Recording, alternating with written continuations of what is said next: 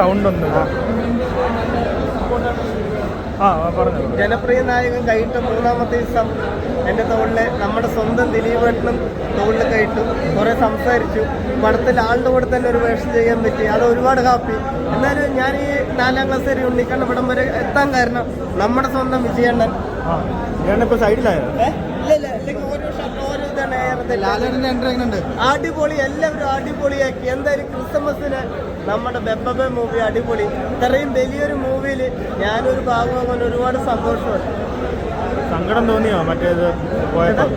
സങ്കടം തോന്നിയായിരുന്നു കട്ട് ചെയ്ത് കളഞ്ഞപ്പോ? ഇല്ല, അത് സിനിമയിൽ അത് ലെങ്ത് കൂടിയതുകൊണ്ട് അതിന് സങ്കടമൊന്നുമില്ല. ഇത്രയും വലിയൊരു പടത്തിൽ എന്നെ വിളിക്കുക, ഞാൻ ദിലീപേട്ടൻ്റെ കൂടെ പെർഫോമൻസ് ചെയ്യുക, പിന്നെ പാട്ടിൽ വരുമല്ലോ, യൂട്യൂബിൽ വരും. അത് സിനിമയിൽ വാങ്ങണോ ഒരു ഇത് പോകുമ്പോൾ അത് ലെങ്ത് കൂടുമ്പോൾ അതിന് സങ്കടമൊന്നുമില്ല. ഇത്രയും ക്രൂവായിട്ട് എല്ലാവരുമായിട്ട് നമുക്കൊരു ബന്ധമുണ്ടല്ലോ. എപ്പോൾ വിളിക്കുമ്പോഴേക്കും നമുക്ക് ഡയറക്ടറാണെങ്കിലും പിന്നെ ഇതിൻ്റെ പ്രൊഡ്യൂസർ കൃഷ്ണമൂർത്തി സാറാണെങ്കിലും അവരൊക്കെ അടുത്തിരുത്തി സംസാരിച്ചാണ് ഇവരൊക്കെ ആയിട്ട്. അതുകൊണ്ട് ട്വിസ്റ്റുകളിട്ട് ചിന്തിക്കാതെ ഒരു നോർമലി സ്ലോ ലെവലിൽ പോകുന്ന ഒരു സിനിമനെ പെട്ടെന്ന് ട്രാക്ക് മാറ്റുന്ന ഒരു എക്സ്പീരിയൻസ് ആണ് ഓരോ ക്യാരക്ടർ എൻട്രി ചെയ്യുമ്പോൾ. സിനിമയുടെ ഗതി ഇങ്ങനെ ലോ ലെവലായി വരുമ്പോൾ അടുത്ത ക്യാരക്ടർ വന്ന് സിനിമയുടെ ഗതിവിധികൾ മൊത്തത്തിൽ മാറ്റി മറക്കുകയാണ്. ദിലീപേട്ടൻ്റെ സിനിമ എന്നതിനുപരി അദ്ദേഹത്തെ കരിയറിലെ ജീവിതത്തിലൊരു കംബാക്ക് തന്നെയാണ്.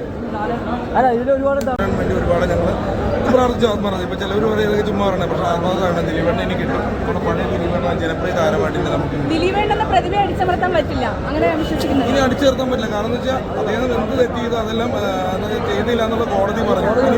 എന്നിട്ടും ആളുകൾ ശിക്ഷിക്കുന്നുണ്ട് പുള്ളി, അല്ലേ? കോടതി അപമാനിക്കും. ചില വീട്ടന്മാരൊക്കെ പറഞ്ഞിട്ട് ദിലീപേട്ടൻ പടം വയ്ക്കുക, അതൊക്കെ മോശമാണ്. ദിലീപേട്ടൻ തിരിച്ചു വന്നിരിക്കുകയാണ്, നല്ലൊരു മനുഷ്യനായതുകൊണ്ട് തിരിച്ചു വന്നിരിക്കുകയാണ്.